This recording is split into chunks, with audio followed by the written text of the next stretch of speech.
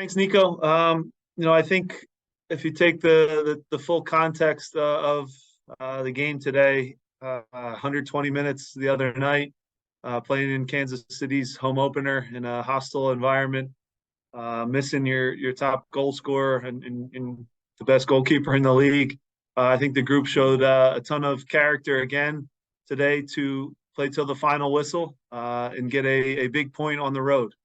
We're a very difficult team to play against. I think everybody contributed today.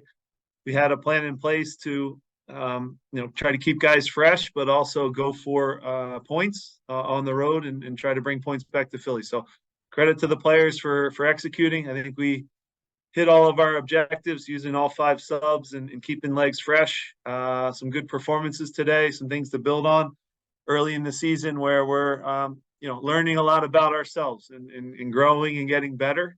And now we have to recover quickly, regroup, and have a huge test against Pachuca at home. I'd encourage our fans to, and as always, be very, very loud. We're going to need you on Tuesday night, and the group looks forward to that next test. Thanks, Jim. Joe Tanzi. Hey, Jim, how are you? Hi, Joe. The end of game sequence, it looks like a throw-in should have gone Kansas City's way. There was a iffy call on Daniel, depending on what your opinion is on that in the box. What are your thoughts on those two plays? Because it obviously they were turned out to be pretty big, especially the missed throw-in call.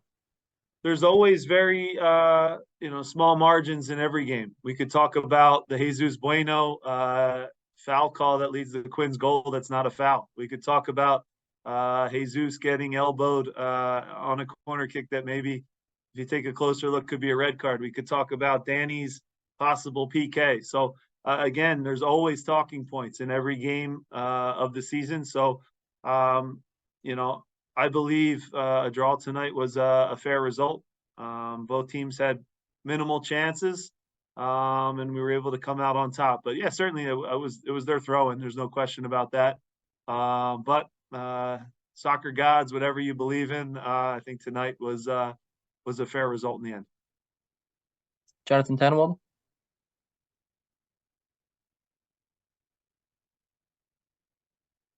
You answered my first question, which was, did you see it? I think you just answered that one. Which one? The throw-in, yeah. Yeah, it was their throw-in, but even on that sequence, there was a handball on them too. So again, it's like, we can talk about a lot of different things. If you re-referee the game, it becomes a real challenge. But, there's things that went for us, things that went against us as well. And at the end of the day, I think, an ugly early season tie on the road, I think was fair. We can talk about the referees plenty, but I know there's a sword of Damocles back there somewhere. I do want to ask you about Holden Trent and where he was and why he wasn't here.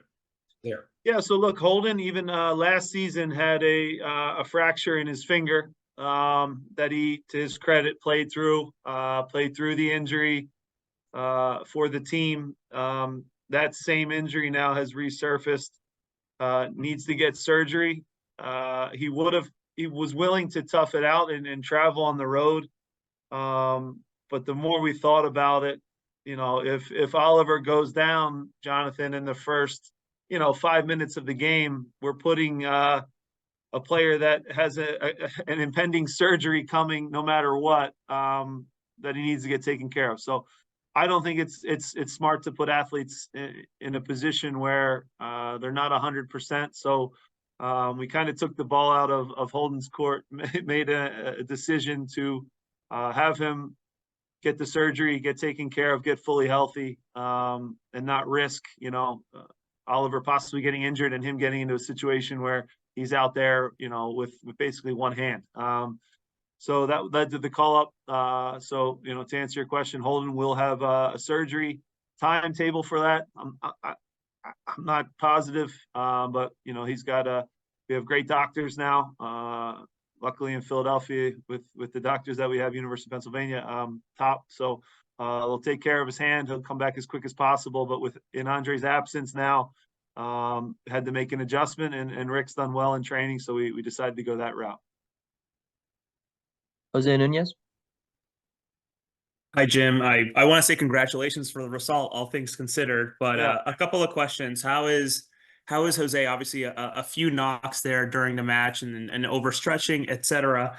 And with what you just shared with us, does that mean that Andrew will be joining the first team full time? Is Union Two going to be trialing someone else? I'm just trying to figure out with Trent's departure for the surgery, what happens with that third roster spot for a goalkeeper. Yeah, look, there's a lot of moving parts there. First, with Jose, you know, a little unlucky on the goal. He reaches for a ball. I think he reads it well. Just kind of gets stuck under his foot, and obviously shoots to their player. Tried to tough it out, but needed to come out at halftime. I thought Bueno did a good job going to the sixth. It's not easy going from, you know, a clear role in the first 45 minutes and then jumping back into a different position. But Jesus did a really good job of that, and had a solid game for us. I think Jose will be okay. Hopefully he can recover quickly for Tuesday, but just a little precautionary. It didn't feel great. He said he was in pain at halftime, so we made an adjustment. Just an awkward tackle. You could see where, you know, I don't want to say MCL, but you know where the ball, his foot kind of lands in a certain way. The ball kind of goes and his knee gives out a little bit. So you know those are scary ones. Hopefully he's okay though and can recover quickly. Yeah, with the goalkeepers, we'll have to adjust and adapt. You know, Rick is a guy that has done a good job for us. We have these, you know, call-ups. I wish they were a little easier and, you know, maybe didn't hurt you only get a certain amount per year. So we'll have to be smart in how we do it.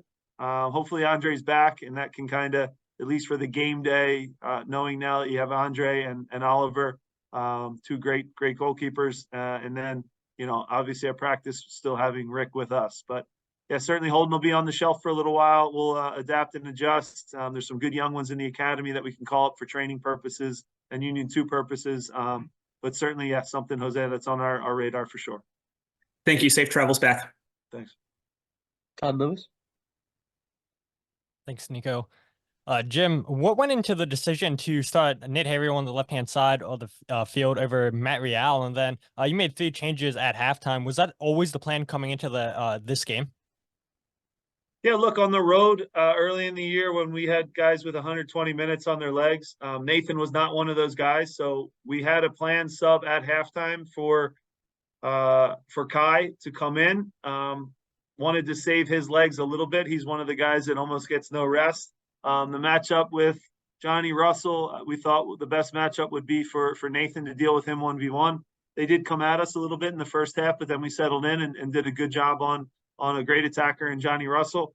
So Mbaizo with the 120 minutes on his legs, I basically told him, you know, he was coming out at halftime. I hate having planned subs, but that was one that was there. And then Todd, once Jose has to come out at halftime, we were a little bit more proactive and aggressive, and we said, you know what, the game is going in a way where I still think we can get a lot of chances. Let's go for it. And we made, you know, the 3 aggressive subs at halftime. So credit to the staff and credit to the players for performing.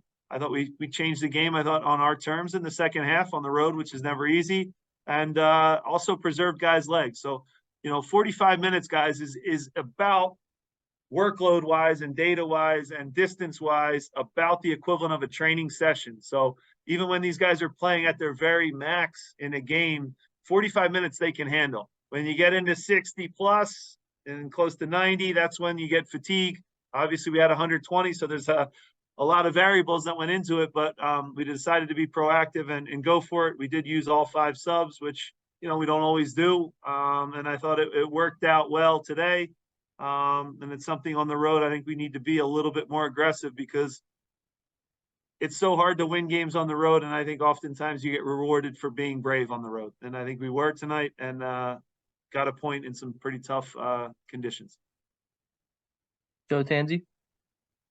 I guess we should talk about the goal itself instead of what led to it. Yeah. For Ale to just sheer determination and put that in off a set piece, I guess you don't have to say what it speaks about him because he's done that millions of times, but to finish that off and to turn in the performance off the bench like he did tonight, is that kind of the exact role you want from him in this type of game? Yeah, he did a great job for us tonight. He gave us a real calming presence in the second half, connected his passes, and then in the biggest moment when we're throwing guys forward, whether on basically the last kick of the game, for him to have the composure there, you see so many guys try and full swing that one and hit it a ton, and it winds up in the 30th row. To him to just guide it into the upper corner speaks to the composure, the talent. It's not an easy finish because there's a lot of traffic in front of him, but a big play from him. You give credit to everybody in that situation because the ball that's whipped in is gives them a handful. We have guys jumping and making it hard. Last ditch effort at the end of the game. But for Ali to have the composure there and hit the back of the net was very rewarding. And yeah, they paid for it too with a lot of I'll just say cans and beers that came flying out of the stands, and a lot of our guys getting hit with stuff. So nothing better than on the road than making 18,000 or however many this place holds go quiet, which is a great feeling. And I said that in my pregame talk. It's really hard to do, but when you go on the road and you make the crowd go silent, it feels really, really good. Jonathan Tannenbaum? Thanks, Nico. Jim, they would say in baseball that Jeremy Raffanello had to eat some innings. And he did in the first half there. What did you think? Did a great job. He had a role to do. I thought he did it well. Look, we knew we were going to suffer in the first half, right? You're in a team's home opener. We're a little bit shorthanded. We're a little bit undermanned.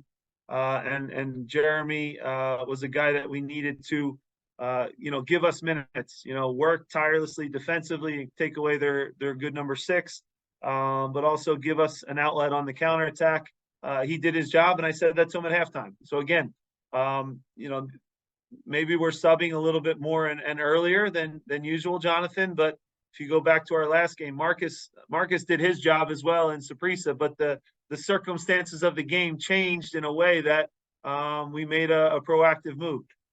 Same thing with Jeremy. Jeremy did his job today. Could we've gone to 60 minutes for sure? But there's an instance there where we go, you know what?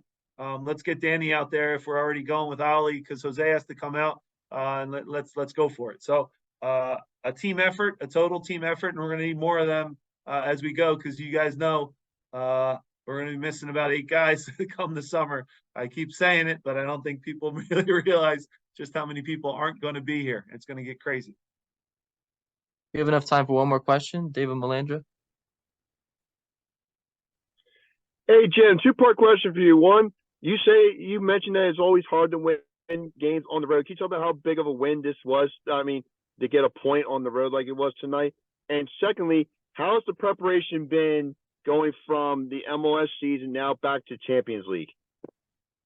Look, one of the things we always talk about is the importance of not getting beat. So ties on the road are very, very important. Again, we always want to win. We want all 3 points every chance we step on the field. But all things considered, this is a big point, and you sign up for it in another team's home opener for sure.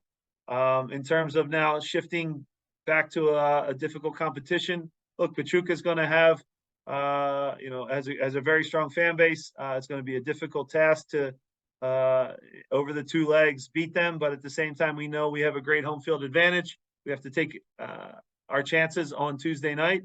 I think we've set ourselves up to be as fresh as possible. They have a very big game tonight against Juarez, so keep an eye on that obviously and watch that and see how it goes. But they're on similar rest. And again, it's the Champions League, with a Seattle home game in between. So we have our hands full for sure. But we'll regroup, we'll recover, and navigate these 2 competitions that we're in as best as we can.